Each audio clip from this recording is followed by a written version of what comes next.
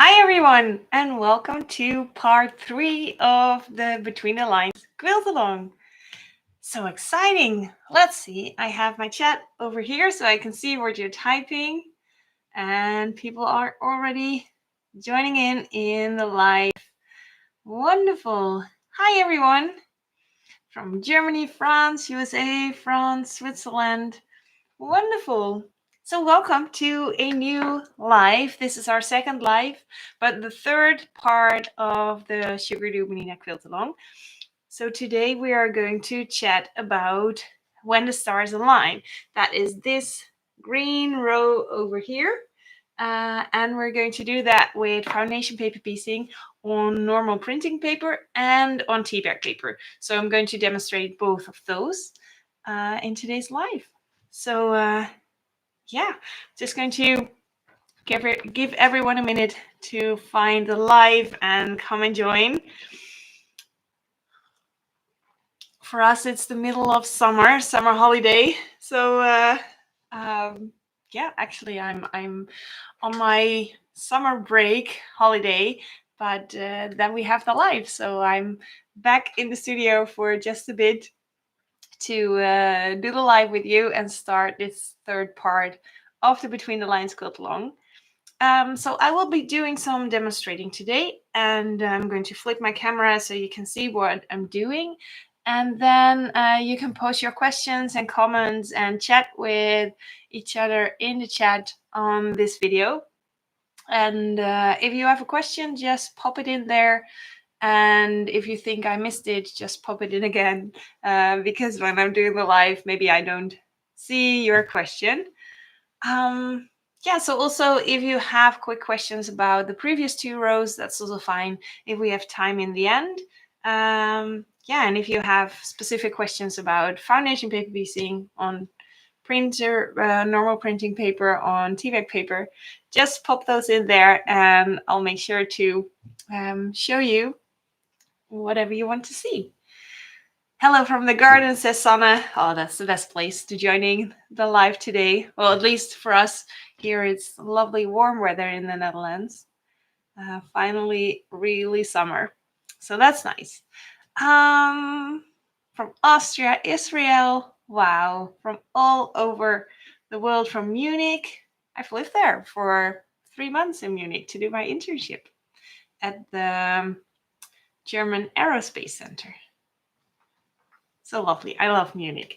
Okay, so let's see. Let's start by the beginning for this row, and that is the pattern. So when you print out the pattern, always make sure to check that 1/4 inch box, well, that inch box, if it's really an inch, so that it's the same size as it should be. And also here on the pattern, I have written down the size. So when you see the first page of the pattern, these two, you have to rotate them like this. These two go on the outer edges of the row. And those are a little bit wider than the other ones.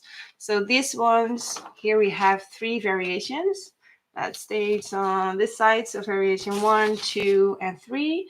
And we're going to make these and alternate them to fill up the center of the row. And there are 3 variations because I made all these triangles a tiny bit different so that so it's more playful. Of course, you can make this row with repeating exactly the same, but it's just a little bit more wonky, a little bit more playful when you have those triangles differ in size a little bit. So that's why there are 3 variations. You can mix them up and use them any order you'd like. And then these 2 wider ones that are on the first page, they also state this block goes on the right side, this block goes on the left side of the row. Those 2 are a little bit wider and go on the outside.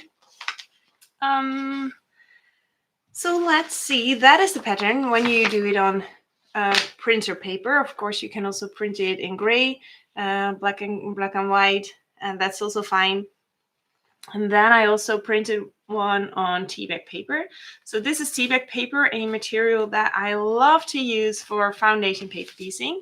And you can print on it. And this is done with a inkjet printer. But you do have to be careful a little bit that your printer is not going to eat the teabag paper. So as you can see, it's a really soft material, but it's still strong and it's lovely see-through. So that's why I love teabag paper. And this is the paper that is actually used for making tea bags. So tea bags, they go into your tea, they can get wet, the paper just stays the same. So that's the same with this. So if you want, you can leave it in your quilt. Of course, it's going to add some stability to your quilt. But if you want, you can leave it in. Or you can rip it out and don't worry about the small pieces that's going to be left behind, because it's teabag paper. It's not going to do any damage inside your quilt. And to print on teabag paper, what I like to do is take just a normal piece of printer paper, cut my teabag paper to roughly the same size, a little bit smaller than the printing paper. Then I spray with the 505 temporary basting spray. I spray on the paper, and when it's too sticky, I put on another sheet of printing paper and rub it against each other so that the stickiness goes down a little bit. And then I just stick on a piece of teabag paper and run it through the printer. So that's my method for printing on teabag paper. But of course, you can also just tape it down and on top of the pattern and trace it onto your teabag paper. Yeah, so that is about the pattern. A lot of people are joining in. So I just started chatting about the pattern, and now let's move on to what we're going to do today. So I wanted to make one section on teabag paper, and I already cut those fabrics and stacked them up. So this section is ready to go. But I do want to show you how I cut my fabric pieces with this one, because the previous row that we did down below there, row 9 into the mountains, that was also paper piecing, but then the pattern was symmetrical, so it did not matter the way you cut your fabric pieces. And since foundation paper piecing works mirrored, so when you have the pattern like this, your block will turn out mirrored when it's finished. And you have to take into account how you cut your fabrics. So for this one, that is important. And for the previous row into the mountains, it doesn't matter how you cut it because the pattern is symmetrical. So that is something that we're going to take good care of today, because I already messed up with my pattern making and making the example over here. So yeah, when you look really closely to the mock-up of the quilt and this one, you might see incoherences because of, well, I swapped some of the blocks around, and well, you just have to pay attention to how you do it and keep doing it in the same way for your row. Then all the blocks will turn out correctly. Because let me show you what happens when you make all those sections the same way, like this. Then you can nicely put them together into those star shapes. So this is what we want to get. But what happens when you accidentally mirror your pattern piece? Then you get sections like this. And when you put those together, I don't know, you get something like an acorn or something. So yeah, with this pattern, it does matter the direction of how you make your pattern pieces and how you cut your fabric. So let's see. I am going to flip the camera, and then you can see how I cut my fabric, and we will start sewing. So again, if I go too quickly, if you have a question, just put it in the chat, and then I will see it and answer it for you. There we go. Let's see. Let's rotate this camera. Move it around a little bit. And also up, maybe. Yes, and then flip it to the other side so you are not upside down. Yes, we're getting somewhere. Okay, cable goes here. Yes. Let's see. I think we're good. So here I have the pattern that I'm going to sew. Let's put the others aside. So I'm going to sew this one. And what I did was I printed it twice and I cut up the pieces. This one. So I cut up the pieces to be able to demonstrate how I cut them. I already cut the white ones. And now I need to cut the green ones. So this is for the rainbow version. This is the dark green and this is the light green fabric that we're using. So let's cut a dark green triangle. There we go. Yeah, when the direction of the pieces, so this is not asymmetrical piece, this is a asymmetrical piece, then it's important that you put your pattern template with the right side up so you can see the number on the wrong side of your fabric, and then you can cut around it. So then we cut around it, and then I have my fabric piece cut, and as you can see now I have cut it like this, but then the fabric piece is the mirrored image of this. So when your block is done, this piece is going to be on the back. So that is why a pattern for foundation paper piecing is always mirrored. So here we have piece number 4. What else do we need? A dark piece number 3.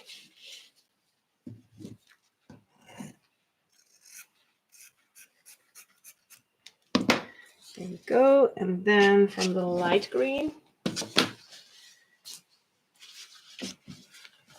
we need a piece number 6 and piece number 2. There we go. Also this, it just goes on the back side, the wrong side of the fabric. Piece number 6. I love using paper templates to cut out my fabric because, as you can see, you can easily puzzle where you cut your next piece. So I think it helps you cut your fabric really efficiently. Like you can puzzle, hey, where does this fit? And then you can cut it so that you don't waste too much fabric. So there we go. Now let's put this in the correct order. Here we have piece 1, piece 2, 3, 4, 5, and 6. And I've stacked them with the wrong side up, so when I flip them now, they are in the correct order for this pattern piece. So yeah, we're going to make 2 sections, one on teabag paper, one on printing paper. And let's start with this one. Yes, this is also my fabric scissors, but it's kind of a retired, you can see the stickiness on there, a retired fabric scissors. So I do also cut paper with this one. Oh well. And yeah, I do also have fabric scissors that are only for fabric. But this still does a good job cutting both.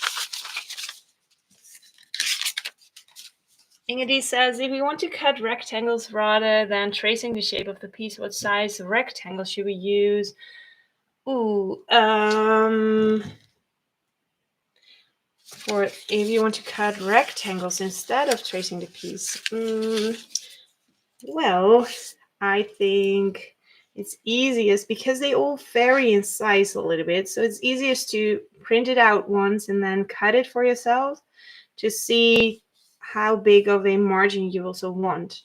So for this one, it would fit in a 2 by 4 rectangle, but maybe you want bigger seam allowances around it. So then it could be a little bit bigger or smaller.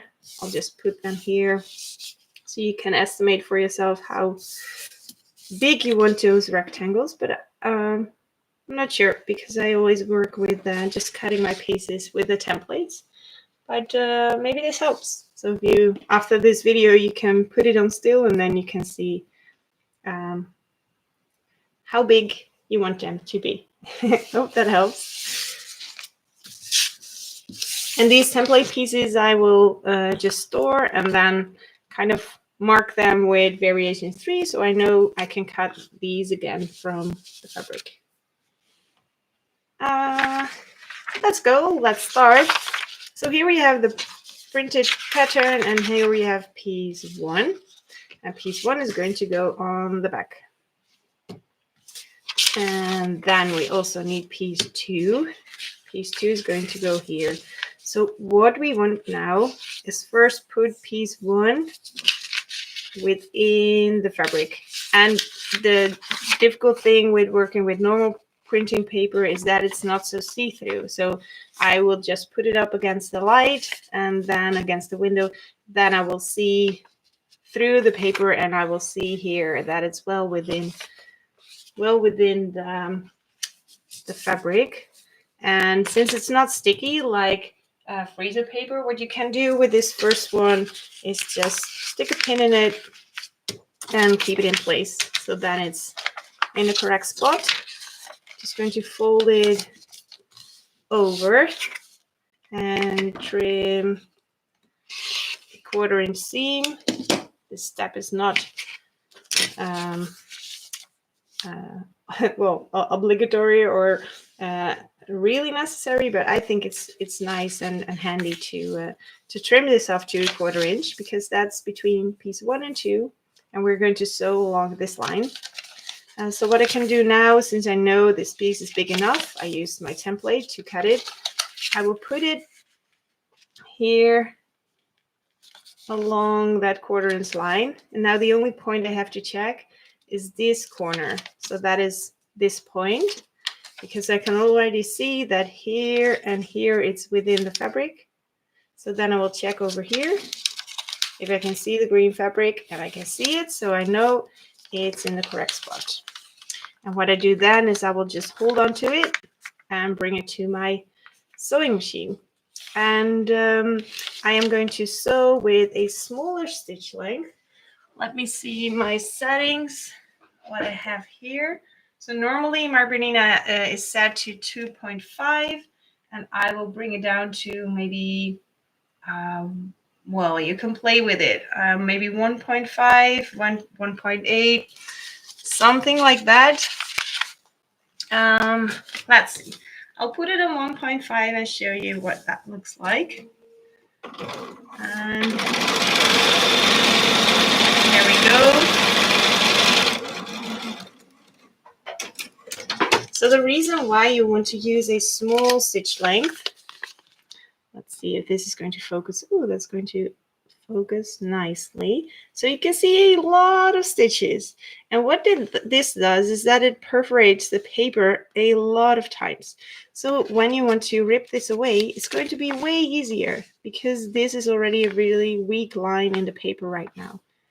So that's nice. And that is why I use a really tiny stitch length when sewing through regular paper. And then with this method, I don't use a iron all the time because it's just quicker to use one of these, a seam holder. And as you can see, it will roll your seam super flat. So that's nice to use. There we go. Let's see what's happening in the chat. Frauke says I glue stick the first 2 pieces of fabric. Yes, that is also an excellent idea. And Sabrina says, lately I tried a stripes method and it didn't work well. So I will stay with cutting out templates. Oh, wonderful. Yeah, I really like cutting out templates. So I'm going to fold now, piece 3, and you can use a 1/4 plus ruler that has a lovely thin edge over here. So when you use it like this, it's easy to fold your paper over. Then use the other quarter edge to cut a quarter. Next piece is on top of my pile since I have it in order. There we go. Only need to line it up and we can sew again.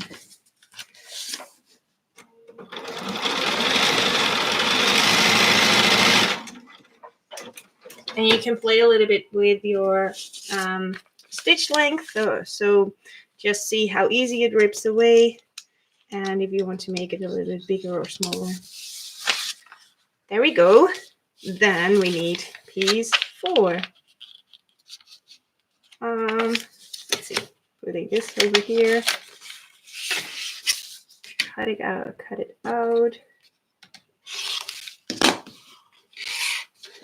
There we have another one. So this is piece 4. Place it here and we sew. So let me just adjust the camera a little bit so you can also see the sewing. Otherwise I'm out of frame. Will this work? Yes, there we go.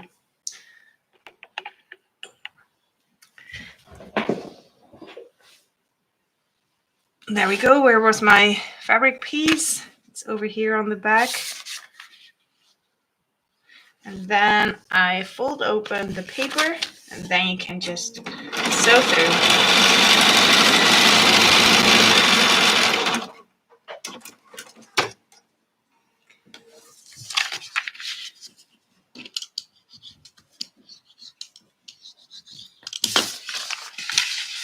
And I did not iron my fabric, but it's good practice to do it before you do your foundation paper piecing, because I do see that my first piece over here, it's a little bit wobbly.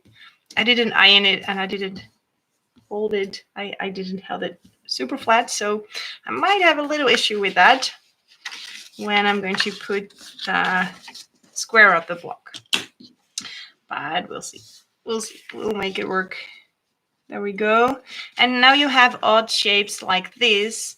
It's really nice that you use a template because then you can just put the mirrored, well, the folded back image of that piece. You can put it on top of it. And when it fits, you know for sure that when you fold it open after sewing, it will still fit. There we go.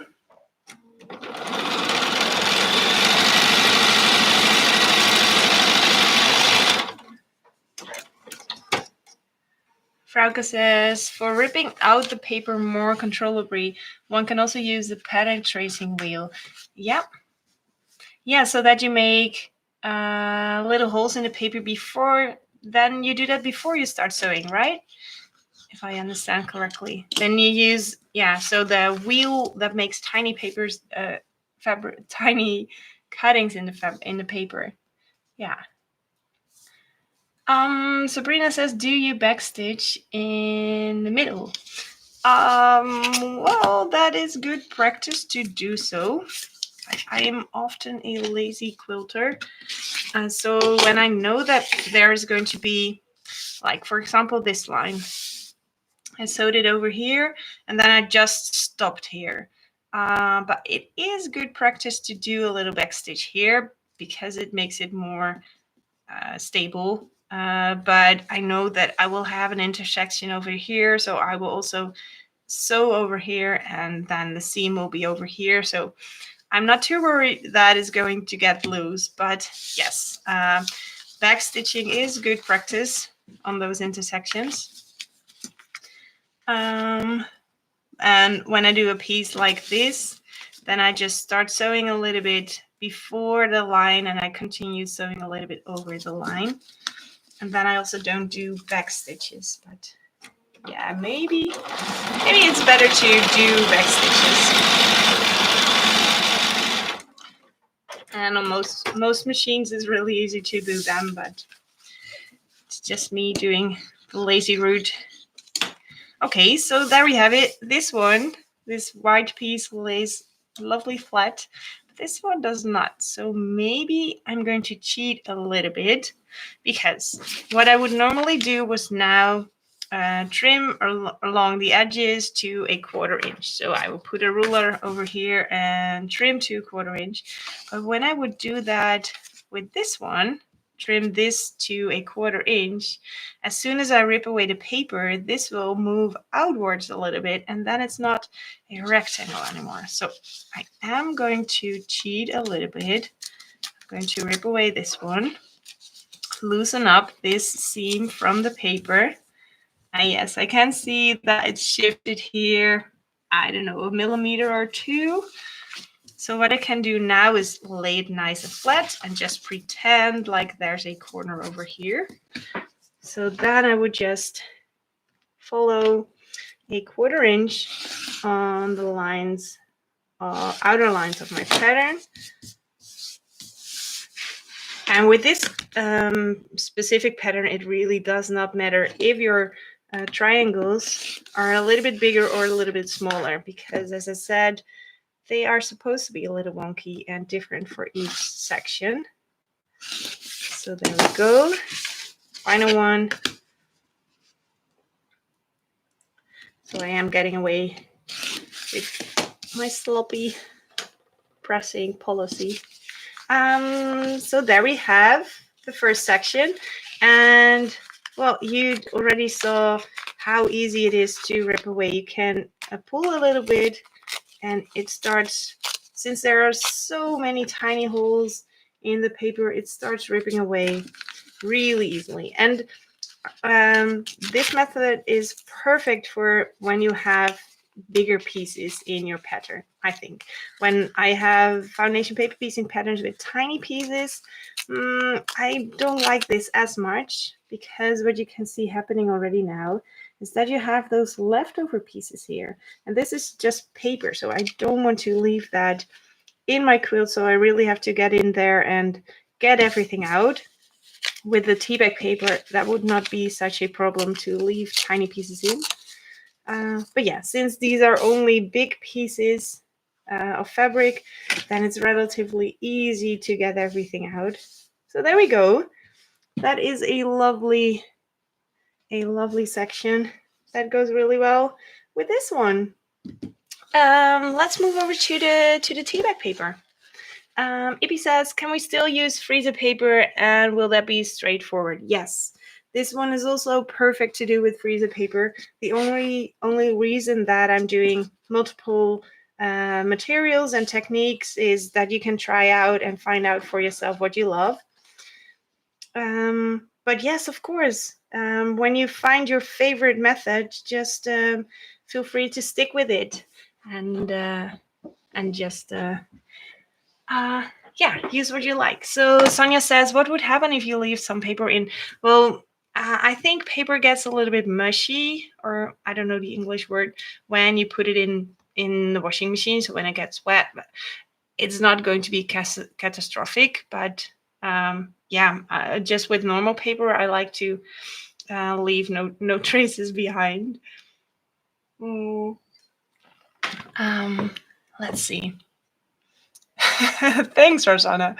Yeah, so it's also just to show that it's never going just perfect. So just make it work for yourself. And then there's a question from Sibyl. She asks, where is teabag paper available in Germany? I don't know.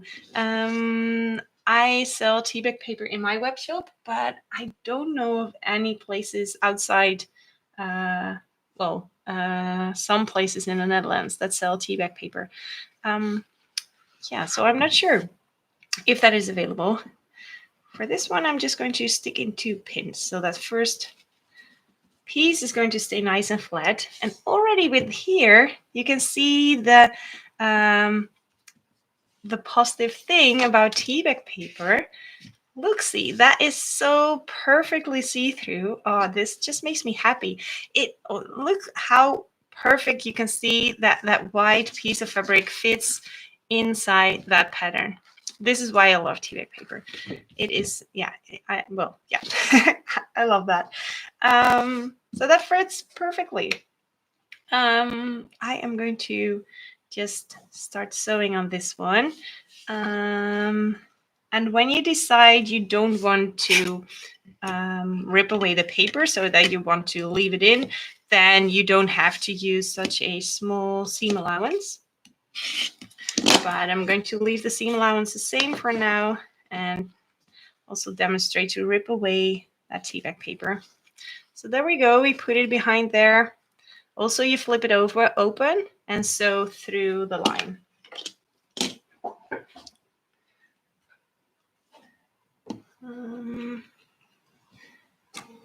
There we go.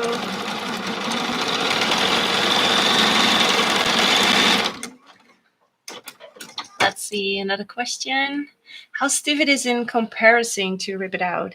Yeah, I will demonstrate that. When this block is done, I will show you what happens when you want to rip out teabag paper. So also with this method, I like to just fold it over, little finger press, and then with that little seam presser, perfectly flat. Now off to this side, fold it over. And since teabag paper is so thin, like when you fold it over, and now I have a pin in here, but if you don't have that, so it's harder for that notch to hold on to the paper. Since it's so thin, it's easy to slip over. So what you can do then is use a little piece of cardboard. Do I have some over here? No, of course not. Well, let's say, oops, let's say this was a kind of a business card or something. Then you can use that to put it up to the line, fold over the teabag paper, and then you have some more sturdiness to put your add a quarter ruler against. So just a little tip if you think the teabag paper is too thin for this. There we go, piece number 2. Let's put it over here. Check if everything is in the right position, and then sew.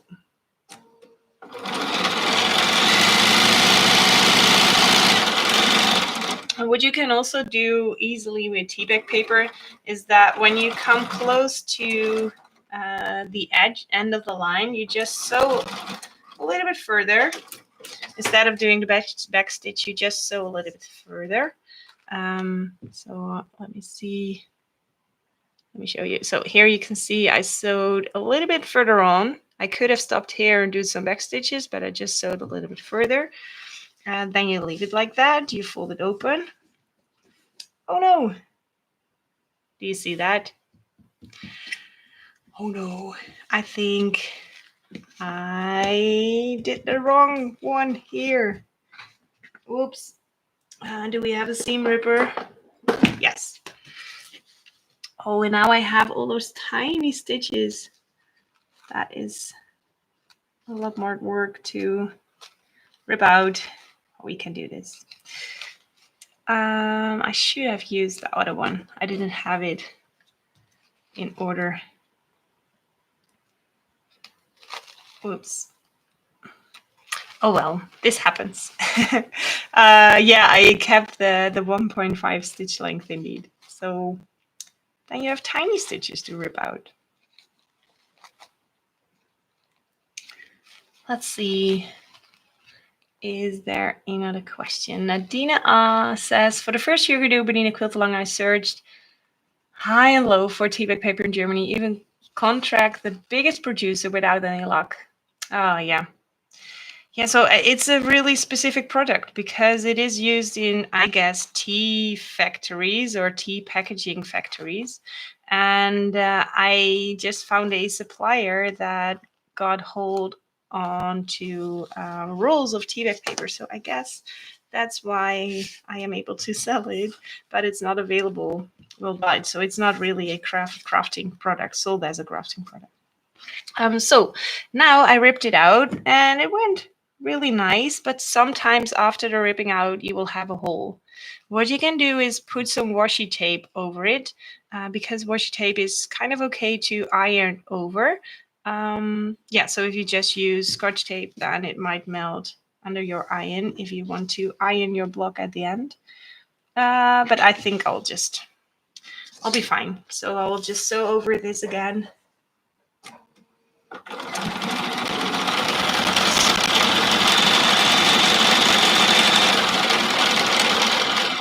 And sew a little bit further. Yeah, so I sewed a little bit further. Where were we? I'm folding it open, giving it a little press, and then showing you what to do with that piece that you sewed. So now we sewed it, but we also want to fold it here.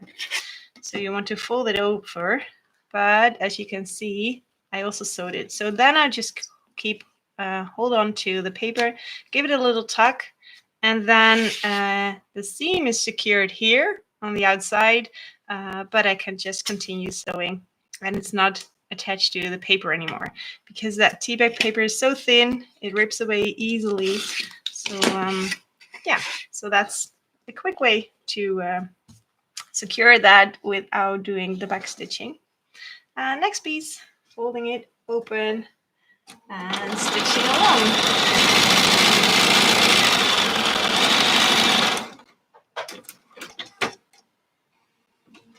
There we go. Folding it open. Oh, and with the teabag paper, you also need to pay attention that you are sewing onto the right side, because on the other side you can also really clearly see the pattern, but you need to be able to read the numbers when you've sewn on the fabric. So this is the wrong side of the pattern and this is the right side, and you can see that you can read those numbers.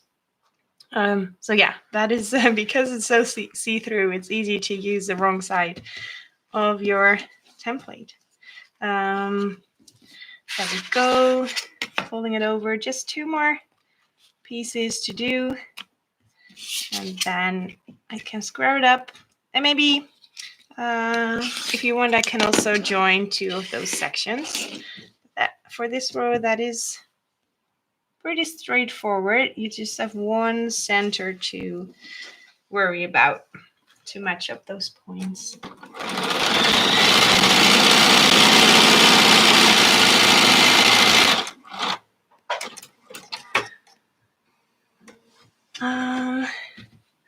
Rosanna says, it's so inspiring to see the errors and how calmly you handle them. Maybe it's my vacation holiday mode that I'm in. But yeah, well, it just happens. And when it happens during a demonstration, well, it's not the most convenient, but we all make those mistakes, right? I am really not perfect. And I think it shouldn't take away from the joy for quilting when something messes up. But when I have a lot of those mistakes and it's getting late, then I know it's time to stop doing foundation paper piecing, because, well, a lot that can go wrong with the mirrored images and stuff. Let's see what else is there. So with the teabag paper and sewing on paper, you can only use them once and have to print multiple patterns. Yes, Patty, that's correct. Because you sew through the paper, you rip it away, and it's all in tiny pieces after you rip it away. So that's the nice thing about freezer paper. Then you can reuse it, and that you don't have to trace or print as much. Have you tried printing on the teabag paper with a laser printer? Yes, in my previous studio, there I had a laser printer. So, and I did also print on teabag paper there. So yeah, that also worked. That should work, but just try it out with your printer, and well, don't sue me when it eats your your teabag paper because it's really thin. But for me, it works. So here, that's another one.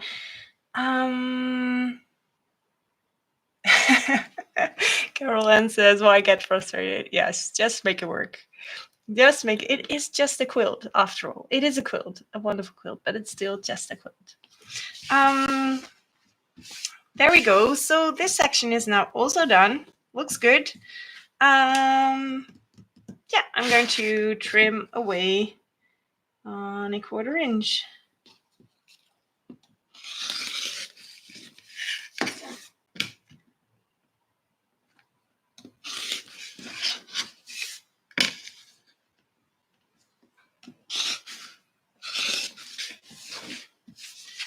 We already have 2 new sections for the row. There we go. That is what it looks like when it's done. So let's see. Did we make it in the correct way? Yes, that is correct. So these all go together nicely. So yeah, here it is with the teabag paper. So let's see how that rips away. It rips away really easily because it's so thin. And I think it's the perfect balance that it's strong enough to handle, so it won't really tear when you're going to trace your pattern. But see here, when you use a small stitch length, it's going to pull away so easily. Wonderful, just lovely. I'm really grateful to the person who figured out to sew on this. Well, I think they the a little bit thicker material like this that you put in washable diapers. I think that's what they used years ago. Yeah, that's also kind of this material that can get wet, of course, and stays strong, but that is a little bit thicker than this. Let's see. Will teabag paper stick to the freezer paper to print with a paper? Maybe Patty, that works. I also used today a glue stick. So there's a new, do I have it over here? Yes, one sec.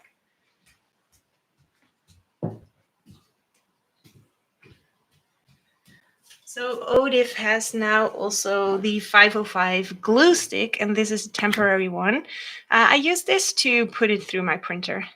So that is not a spray, but a stick. So that also works.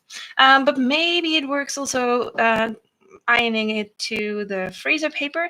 But it could, yeah, you just have to test it out if it's also not too sticky. Because when it's too sticky, after printing, you will tear it apart.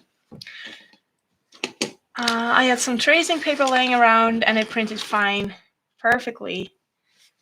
That is wonderful. Okay, so I think we were going to end this by putting 2 of these sections together. And with freezer paper, with teabag paper, what also is nice to do is leave the paper behind until you have joined the sections and then tear it away. Because what you can do then, let's see, this one also has still the paper. Oh, but that one was mirrored. Oh no. Let's see. Do we have 2 that go together? Yes, these 2 go together. What you can do then is use those lines on the paper. So here I have a line that gives me the center point. And I can use this line with the other one. Then you can place those points on top of each other with a pin sticking through. Then you know that point is perfectly matched. So I'm going to do that also in the top.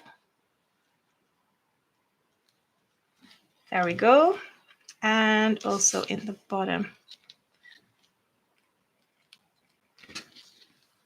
Putting it through.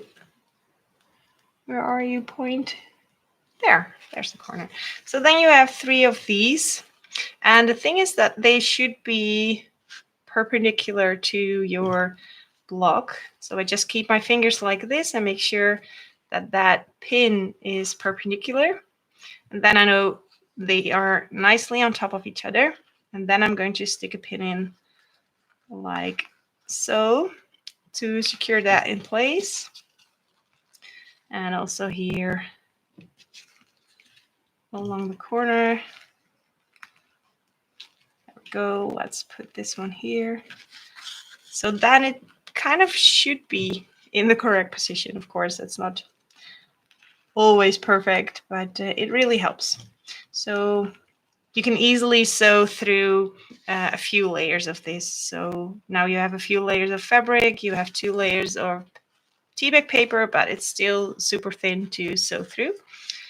Let's sew this one.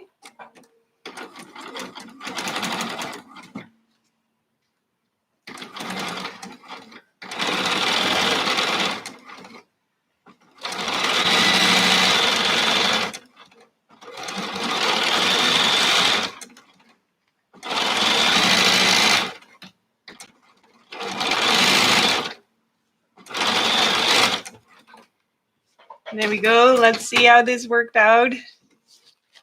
Oh, not, not too perfect. I think I still shifted it a little bit with that second pin, but well, it kind of helps you with putting that in the center. So if that bothers you a lot, of course you can undo that seam and sew it again. But for me, this is good enough. Here, when we put it here, it hardly shows that it's not completely in the center. But of course, when you look up close, you see that that center could be better. Yeah, but when you don't have the paper on there, you can also snuggle up those seams.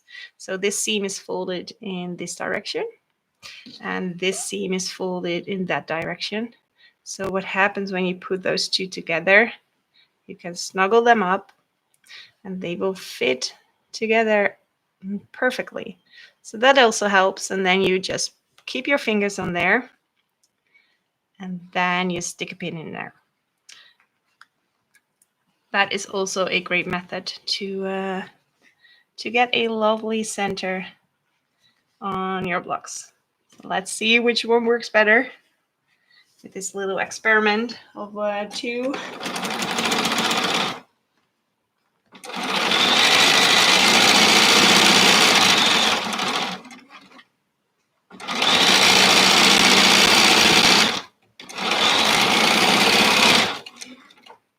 So this is called nesting seams. Well, this turned out pretty perfect. Yeah, so multiple ways to achieve a lovely result. So that is a few of the stars to go into the when the stars align row. Okay, I'm going to flip my camera.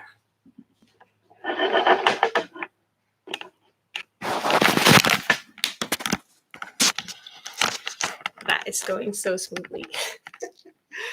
Oh, I really could use a cameraman or woman for these lives. Let's see. Are there more questions? How are we doing over here? Just found teabag paper in my kitchen, says Antje. But I have to find out how I can print on it. We'll have to glue it to one bigger piece. Yeah, or you can just trace it and with just pen and paper because it's so lovely see-through. That's really easy to do. And then you can just give it a try. Franco says I will try out how it works to print on teabag paper. Yes, lazy to trace. Yeah, especially when you need a lot of these, because you need a lot of these patterns. So then tracing it is quite some work. Yeah, so printing on teabag paper, that makes it a lot easier. Yes. So did I miss somebody's question? Did I catch everything? Just let me know. Yeah, and then also let me know if you have more questions or if you have everything you need to get started with this row. In 4 weeks, of course, we have another one. And if by then you just got to the second row and have questions about that one, just feel free to ask questions about that also. It doesn't have to be only for this row. Jill says, does pattern need to be printed on A4 or letter size? Well, I try to design my patterns in such a way that it will both fit. As long as you print it on 100% or on true scale or something like that, or actual size, then it's going to be okay. So when you print it, do we have it here? Yeah, this is a good demonstration. So letter is, this is A4 and letter is a little bit wider and shorter. So that's why I have a save area over here so you don't miss anything when you print on letter. But as you can see here, there's a little bit cut off on the side because letter is wider than A4. But the important pieces are always in the frame. Yes, so just print it true size and measure that square before you start sewing. That's pretty important. Thank you, Carol Ann. Lovely that you were all here. It was wonderful having you here. It was a great little break during our holiday. So I'm also not so much on Instagram and Facebook these days because we're just here taking it slow and enjoying the summer together. Yeah. So thank you so much for being here. Have fun with sewing your all when the stars aligned blocks and your row, and I can't wait to see how it's going to come together. So when you make something, just post it in your stories on Instagram or on your Instagram feed or on the Bernina blog. You can also enter it there in the community section. I love to see what you're making. Thanks so much. Thank you, everyone. Enjoy your weekend, and I'll see you again very soon. How do we stop it? Here we do. Here we go. Thanks so much, everyone. Have a wonderful weekend. Bye.